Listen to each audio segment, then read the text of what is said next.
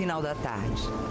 A dona de casa, Gracinda, volta para casa quando a filha percebe algo estranho. Mãe, olha, lá no alto do morro.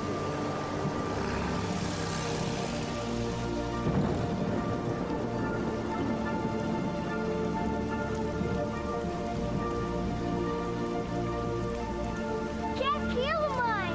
Não sei, um balão? Balão? Balão não é mesmo.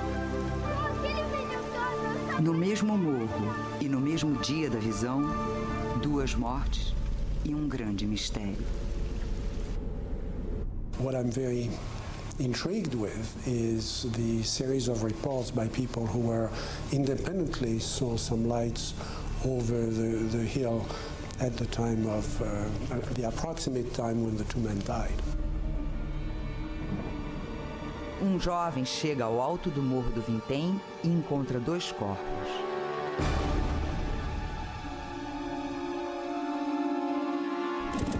Ele vai até a casa de um policial.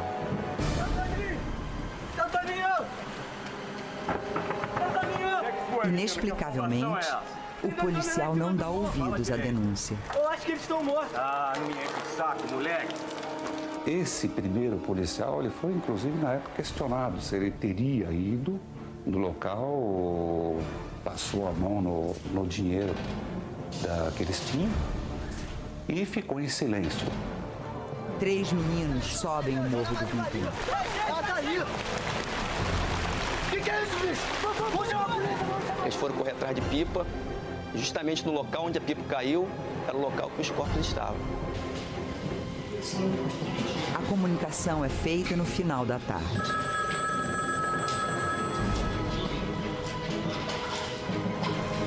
Comissário Scarnoni, 2º distrito.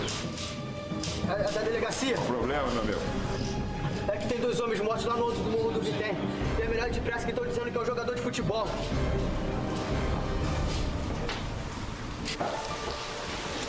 O repórter Mário Dias está de plantão no jornal. Até amanhã. Redação. Ô, comissário Nunes, o que manda? Era uma semana de muita chuva, a gente tentou chegar ao local e foi impossível, porque o local era de difícil acesso. Combinamos então para o outro dia de manhã cedo subirmos o morro. Policiais, bombeiros e o repórter Mário Dias levam mais de 2 horas para chegar ao topo do Morro do Vintém.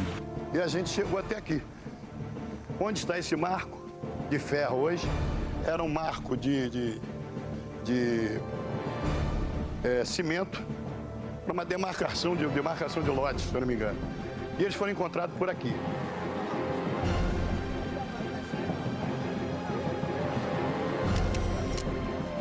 O mau cheiro atrapalha o trabalho. E alguém aconselhou, me parece que um dos bombeiros, disse, olha, o jeito é nós colocarmos formol sobre os corpos. Pra mim, isso é parte do futebol, isso é coisa de viado.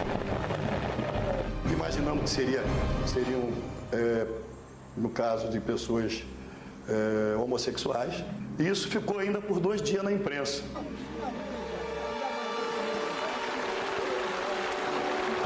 É estranho. Além da necrose, eles não têm nenhum ferimento.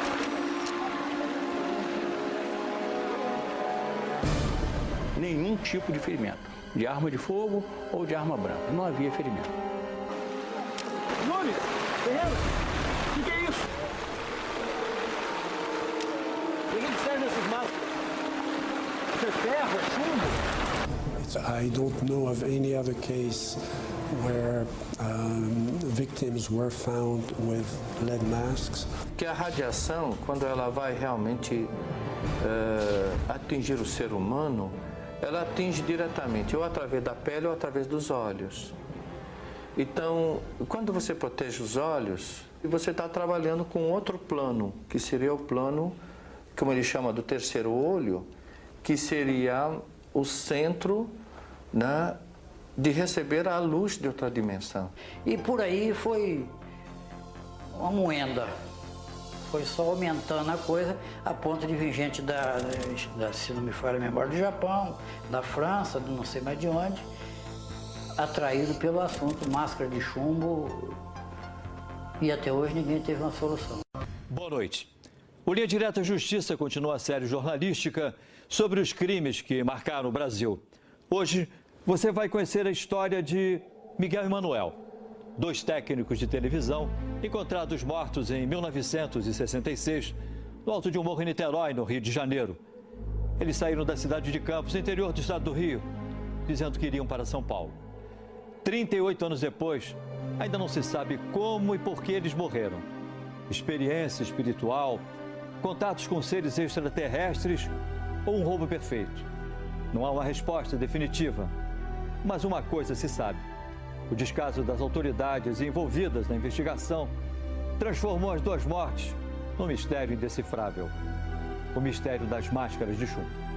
Um falava sobre o disco voador, outro falava em suicídio, outro falava em assassinato. E acabou nessa confusão que está aí, que nós estamos hoje, não temos uma conclusão. It's still one of the most puzzling cases in the archives of UFO investigation.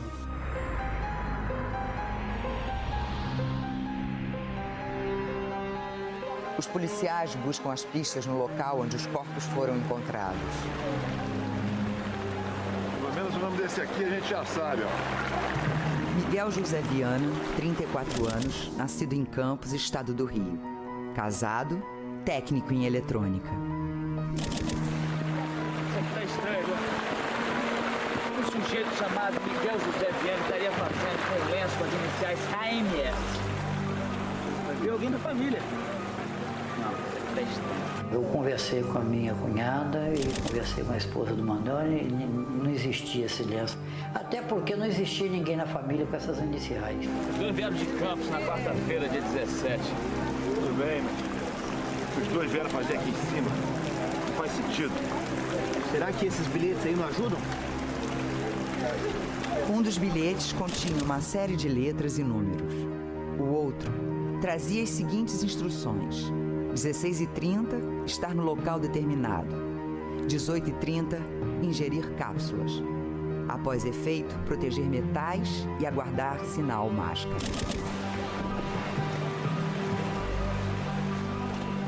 Tá na cara que eles pretendiam voltar. Senão não teriam pego o Vale do Casco de Água Mineral. Agora a gente tem que saber o que eles queriam fazer com essas toalhas, né? Nunes, descobri o nome do outro, ó. Manuel Pereira da Cruz, 32 anos. Nascido em Campos, estado do Rio. Casado, técnico em eletrônica.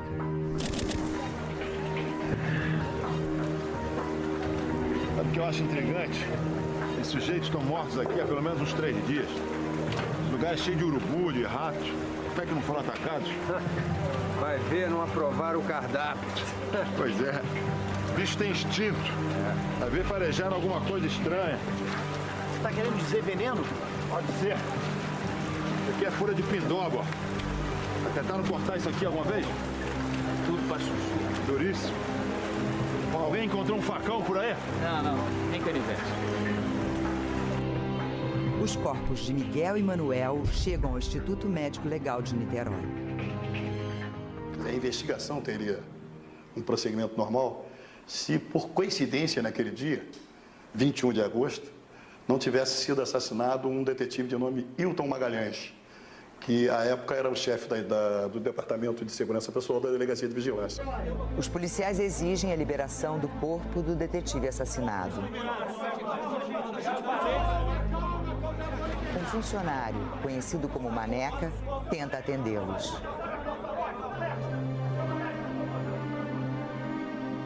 O equivalente hoje a R$200 é encontrado escondido nas calças de Manuel e Miguel. O que a gente faz com eles, Maneca? Eles quem? Os 2 corpos que chegaram do Morro do Vintém. Deixa aí no canto que depois eu levo pra necrópsia. Eu lembro bem que tinha muita gente naquela ocasião no médico legal. E os dois cadáveres de Manuel e Miguel ficaram ali, para segundo plano. O repórter Mário Dias segue o caso passo a passo.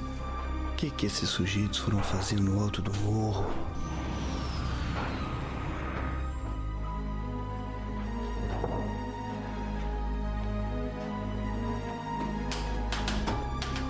A polícia está investigando e acredita que foi pacto de morte. Mas eu tô achando tudo muito estranho.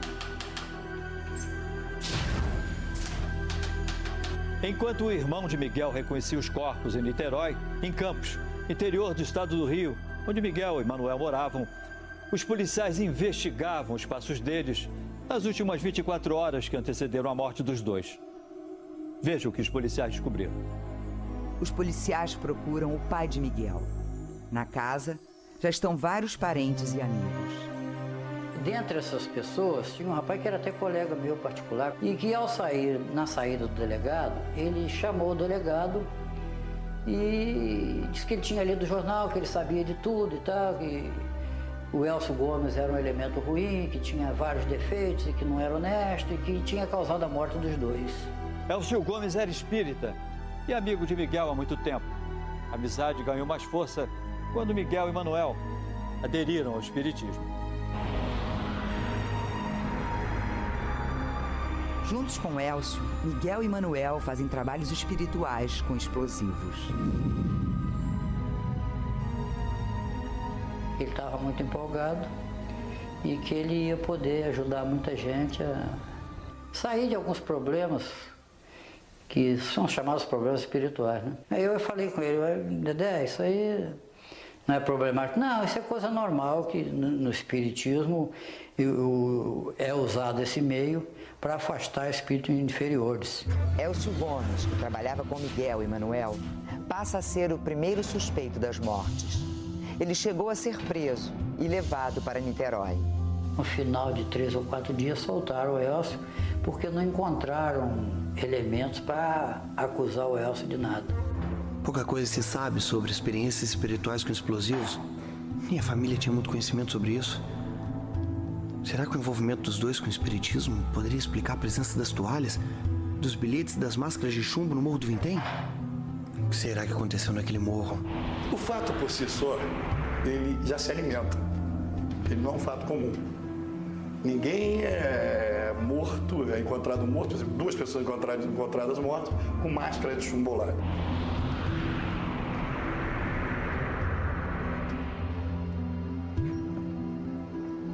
Manuel diz à mulher que no dia seguinte vai com Miguel para São Paulo. Mas o que vocês vão fazer em São Paulo? Comprar umas peças, é muito mais barato. Anda, me ajuda a separar isso aqui. Quanto dinheiro, Manuel? Vocês vão gastar tudo isso com peças? Não, a gente também vai comprar um carro. E quanto é que tem aí? 2.300.000 cruzeiros. O dinheiro seria o equivalente, hoje, a 3 mil reais. Grande parte desse dinheiro sumiu. O que a polícia descobriu sobre isso? Nada, porque ele não tinha dinheiro para comprar o carro. Então, essa importância, inclusive, pode ser não exata. E essas toalhas aqui, para que são? Ele não pergunta, arruma, anda. A viúva de um de vocês saiu daqui com o dinheiro e com a caixa de toalhas. Então, se foi vista no local a caixa, é verdade que a mulher estava falando de lá.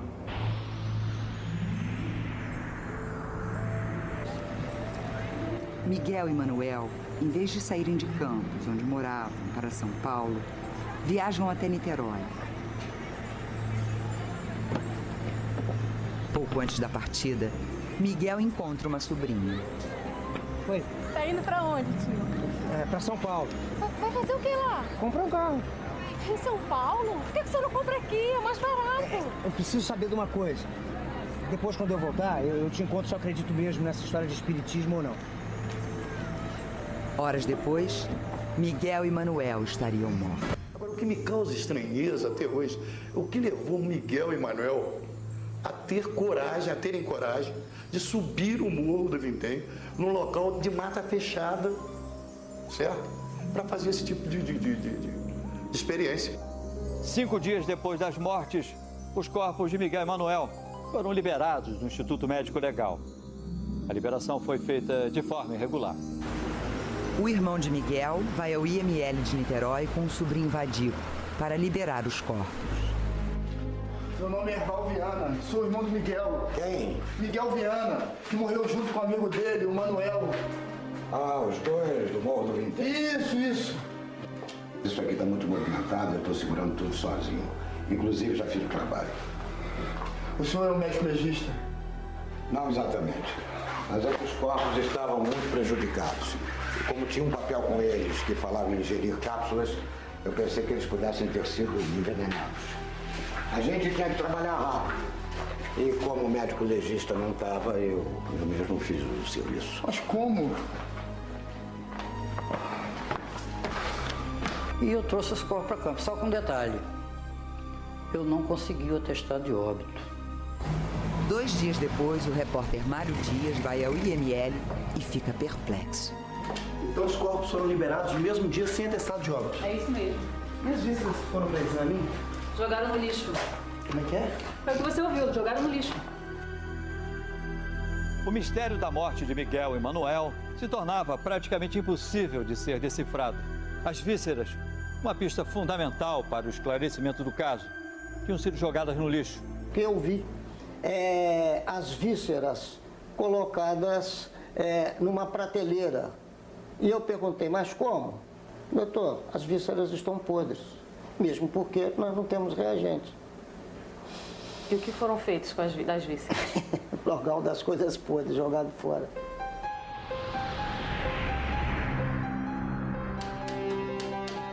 O irmão de Manuel volta ao IML para pegar o atestado de óbito com o legista Astor Pereira de Melo. Só que na hora também dele me entregar o atestado, eu senti que ele ficou em dúvida o que colocar no causa-mortes. Dizia o seguinte: em face do estado de decomposição avançado, não foi possível testar causa-mortes. Quem era o médico que estaria de plantão? Doutor, se não me falha a memória, tem quase que certeza, doutor Astor Pereira de Melo. Dias depois, Erval descobre que os bilhetes encontrados no bolso de Miguel tinham saído da oficina do irmão.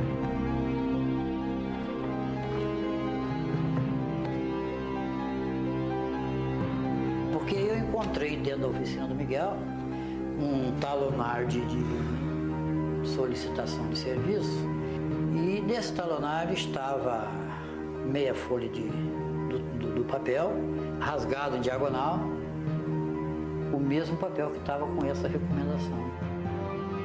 Já que a letra no bilhete era de Miguel e as palavras não eram as usadas normalmente por ele, Erval deduziu que as instruções anotadas pelo seu irmão tinham sido ditadas por alguém. Ingerir cápsulas e colocar máscaras. A recomendação dava a ideia de alguém com mais capacidade intelectual do que ele. Ingerir cápsula é termo de médico. Como também posso te afirmar que as 2 máscaras de chumbo foram confeccionadas na casa do Manuel. Em setembro de 1966, um repórter foi à oficina de Miguel e encontrou o livro A Vida no Planeta Marte, com várias anotações. A partir daí, e do depoimento dado pela família de Gracinda à polícia, que teria visto um OVNI sobrevoando o Morro do Vintém, a versão sobre discos voadores ganhou destaque na imprensa. Era muito mais interessante naquela ocasião para os jornais, no modo geral, e era muito mais factual o aparecimento de objetos voadores não identificados. 2 meses depois das mortes de Miguel e Manuel, saíram finalmente os laudos de necropsia e o suposto exame toxicológico das vísceras. Assim como nos atestados de óbito, os laudos também indicavam morte indeterminada. No laudo, um fato grave. O nome do legista Sebastião Failás tinha sido raspado e substituído por outro. Como é que Se houve rasura porque alguém estava ali, o nome de alguém para assinar e não quis assinar. Se recusou. Por que o doutor Sebastião Failás se recusou a assinar? Porque ele não admitia causa-morte indeterminada para 2 corpos. Entende? Como a gente não admite até hoje. Tá na cara. Só pode ser isso. O legista não ia assinar o laudo porque, na verdade, ele foi forjado. O exame das vísceras nunca foi feito. Por que foi aceito aquele laudo como causa indeterminada, como se tivesse sido feito um laudo, quando na verdade você tinha conhecimento que não. É muito boa pergunta, mas existe uma coisa chamada administração. Eu não tinha condição de lutar contra a administração, mesmo porque eu não tinha como provar em absoluto isso. O Linha Direta Justiça procurou o legista Astor de Mello e o colega de trabalho dele, Sebastião Failas, para saber por que, mesmo sem o exame ter sido feito, existia um laudo com o resultado.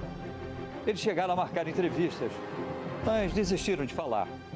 Os dois disseram que não tinham mais nada a declarar sobre o assunto. Insatisfeita com as conclusões da polícia, a justiça pede a exumação dos cadáveres. Começa uma nova investigação. Saulo.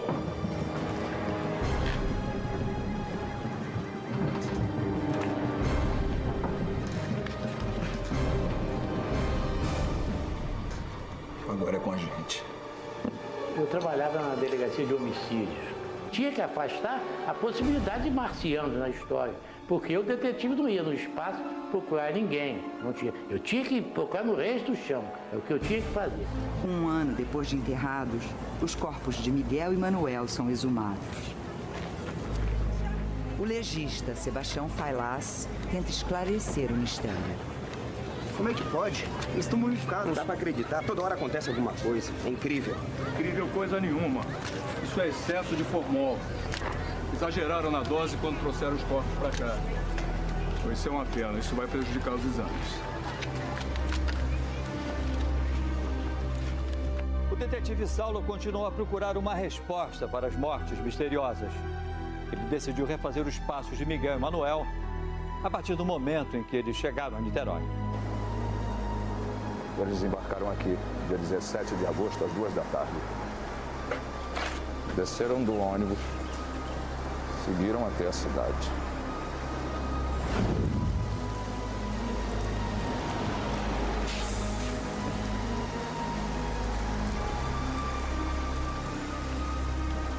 Dez minutos depois, Miguel e Manuel entram numa loja de materiais eletrônicos. Faz tempo que vocês não ligam. Nunca mais encomendaram nada aqui pra loja? É que a gente tem tido pouco serviço. No que vieram fazer aqui em Niterói? Na verdade, nós estamos indo para São Paulo para comprar material. Ah, ótimo negócio. Muito mais barato. É bom, tá quase na hora do almoço. Vamos almoçar junto? Acho que não vai dar. A gente já está um pouco atrasado e... Obrigado pelo convite, Hernani. Fica outra vez. Eles saíram e eu não tive mais contato com eles, né? Então eles estavam totalmente sozinhos. Eu não vi ninguém com eles, né? Por volta de 3 horas da tarde, Miguel e Manuel entram numa loja para comprar capas de chuva. Verde e cinza. Verde tá bom, verde tá bom. Querem com embrulho? Não precisa não. Quanto é que é, hein? 18 mil cruzeiros. 18 mil cruzeiros. A senhora fica com o troco, obrigado. Apesar da chuva, os dois saem sem vestir as capas. 4 horas da tarde. Miguel e Manuel estão próximos à subida do Morro do Vintém. Água mineral, por favor. Magnesiano.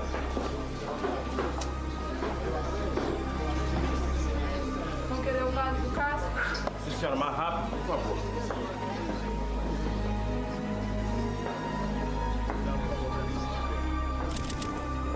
Compraram a água mineral aqui na Rua Marquês de Paraná. Em seguida, ganharam esta rua e foram até o Morro do Vintém. Parece que a última vez que eles foram vistos foi por aqui. Por volta de umas 4h30 da tarde. Eles teriam descido de um Jeep. Estava sendo dirigido por um sujeito loiro. Subiram o morro. Isso nunca foi investigado? Nunca. Aliás, como muitas outras coisas. Bom, o próximo passo é cronometrar todo esse trajeto que eles fizeram. Agora. Cronometrei o caminho a pé, de ônibus e de táxi. Em toda essa cronometragem, eu encontrei um espaço vazio. Logo, eles pararam em algum lugar. Pararam em algum lugar onde receberam as últimas instruções para participar da experiência. E aí, Mar, como é que é? Essa matéria sai ou não sai? Já tô fechando. Bom, segundo o detetive Saulo Soares, Miguel Emanuel deve ter parado num centro espírita em Niterói, que ficava exatamente no caminho do Morro do Vintém. Era uma sociedade de estudos e pesquisas espíritas. É o único lugar que eles podiam ter parado. Saulo desconfia que os dois teriam sido levados ao alto do Morro do Vintém para participar de uma experiência espírita, encomendada por alguém importante. Seria presidida ou comandada por alguém cujo prestígio, com a condição social e cuja profissão possivelmente desse a eles agora a certeza de que não estavam mais participando de uma brincadeira, que o negócio era para valer. Segundo Saulo, quando as investigações se aprofundaram, ele começou a ser pressionado por superiores, que ele prefere não revelar os nomes. E acabei, sinceramente, ficando sozinho na investigação. Eu vi que todo mundo ia saindo de um lado e do outro, senti que havia pressão. Mário, assim não dá. Vou desistir da matéria. Vou mandar rodar. Calma, chefe, tô fechando. Isso dá a primeira página. Agora a é morta. Vou fechar. No dia 12 de maio de 1969, pouco depois do procurador Edmo Lutherbach ter sido deslocado para outra jurisdição, Saulo foi surpreendido com o arquivamento do inquérito. O outro promotor que entrou em seguida pediu o arquivamento do inquérito. Eu nunca vi arquivar inquérito em fase policial. 14 anos depois das mortes de Miguel Emanuel, o cientista e ufólogo francês Jacques Vallée, que já trabalhou para a NASA e é um dos maiores especialistas em objetos voadores não identificados, esteve no Brasil para estudar o caso das máscaras de chumbo. O resultado está num dos capítulos deste livro, Confrontos. O Linha Direta Justiça foi a cidade de São Francisco, nos Estados Unidos, onde Vallée mora atualmente. Segundo Vallée, o diretor Steven Spielberg inspirou-se nele ao criar o personagem interpretado por François Truffaut no filme Contatos Imediatos de Terceiro Grau. Let's go.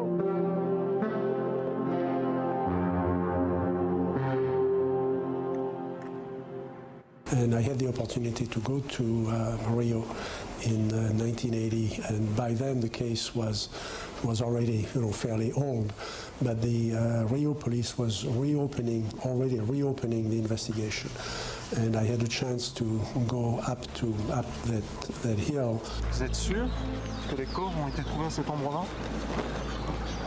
Certeza absoluta. Intéressant. Comment se fait-il que la végétation n'est plus poussée?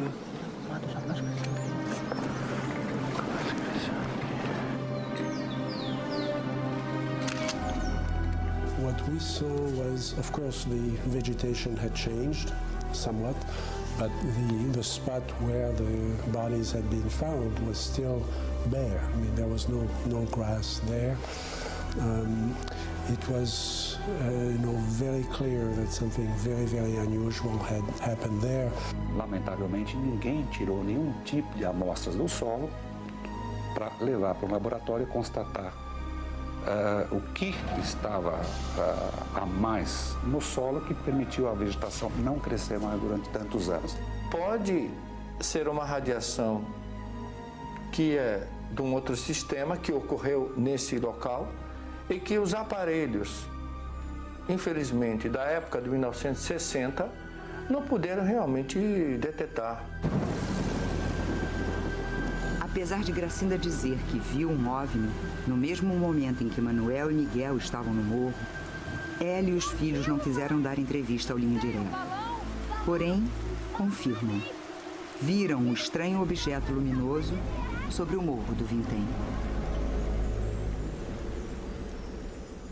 Mas afinal, como e por que morreram Miguel e Manuel?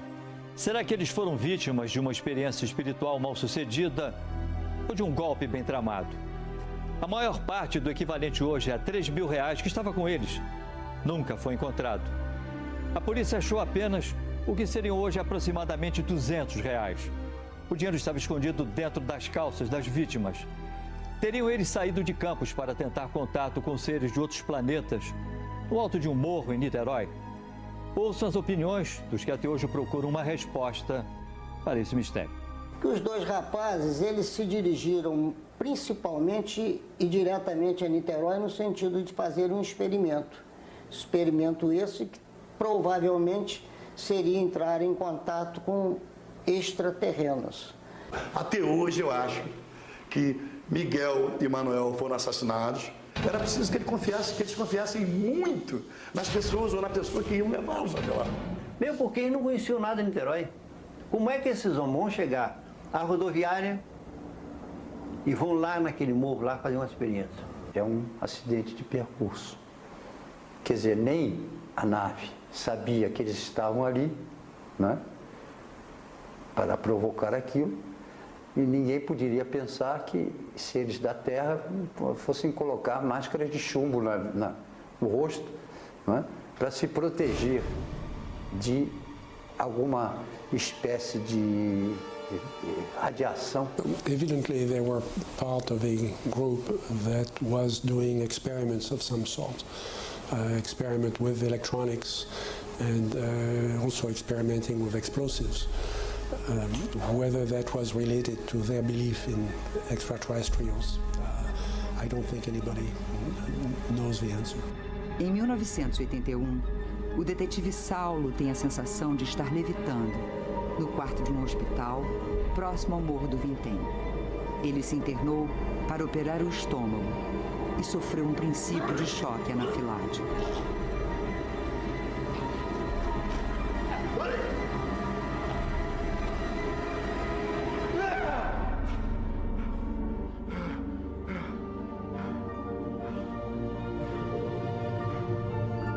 Na alucinação de Saulo, ele caminha até a janela e vê no céu um objeto que ele e os enfermeiros não identificam. Eu vi que os dois funcionários discutiam na janela, pertinho da minha cama. Um dizia assim, é balão, outros, mas balão assim? Outros, não é balão. Pô, será que é balão ou não é balão? Aí um disse assim para o outro, olha, fica quieto, não fala com ninguém não. Se a gente contar isso a alguém, vão dizer que nós somos mentirosos. Houve interesse em badalar os ufólogos, o disco voador, mas a realidade, isso aí é uma revolta minha. Porque toda vez que eu ouço falar em assunto máscara de chumbo, mexe comigo. Mexe comigo. Toda vez que eu ouço falar assunto máscara de chumbo, mexe comigo. E no meu fraco modo de entender, não existiu nada por aí de disco voador. São muitas as perguntas e poucas as respostas. Miguel e Manuel saíram de Campos dizendo que iriam a São Paulo. Eles subiram o morro sozinhos ou com alguém. Quem teria ido com os dois? Porque eles foram até lá? Porque usavam máscaras de chumbo? De que estariam se protegendo? Onde foi parar o dinheiro das vítimas?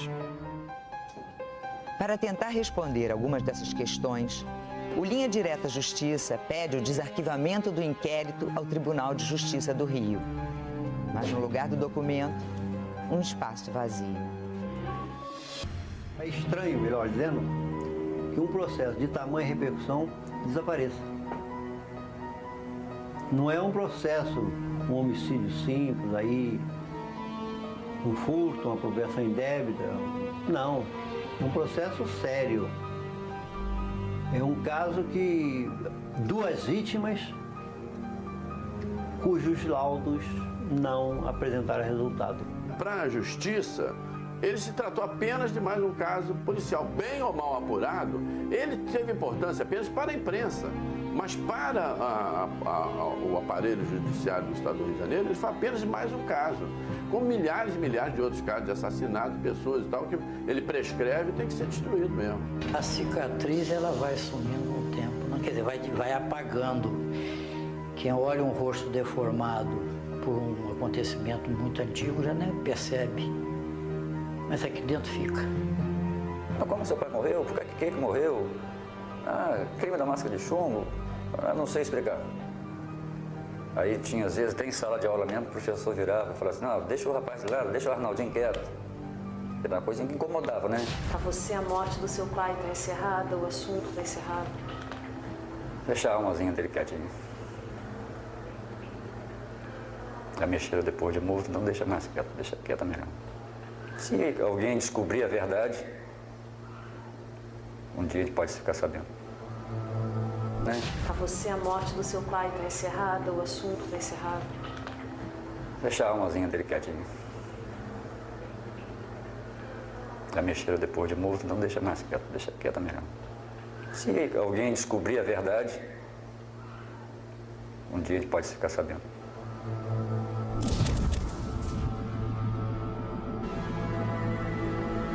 38 anos depois, o caso das máscaras de chumbo continua um mistério absoluto e indecifrável.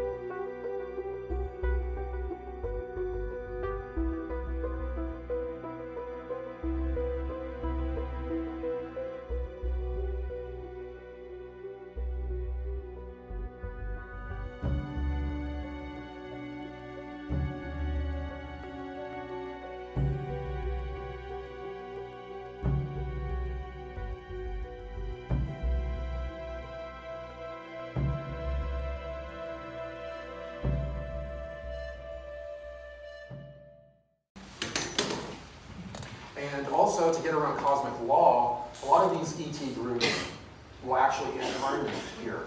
So a lot of people that are saying I'm being taken against my free will and certain things are happening to me from these ET groups, in many cases, they are that ET group incarnating here, allowing this to occur for them to get around cosmic law.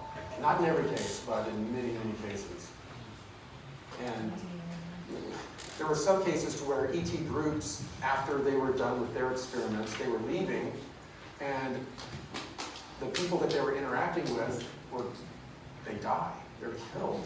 And we were thinking that it was something nefarious, they're trying to get rid of these people as they leave, but what they were doing is they were retrieving the souls, putting them back on the ship into another body, and leaving. They were just leaving that body behind like a container that they used. And we interpreted it completely different. We thought it was, they were destroying evidence or whatever.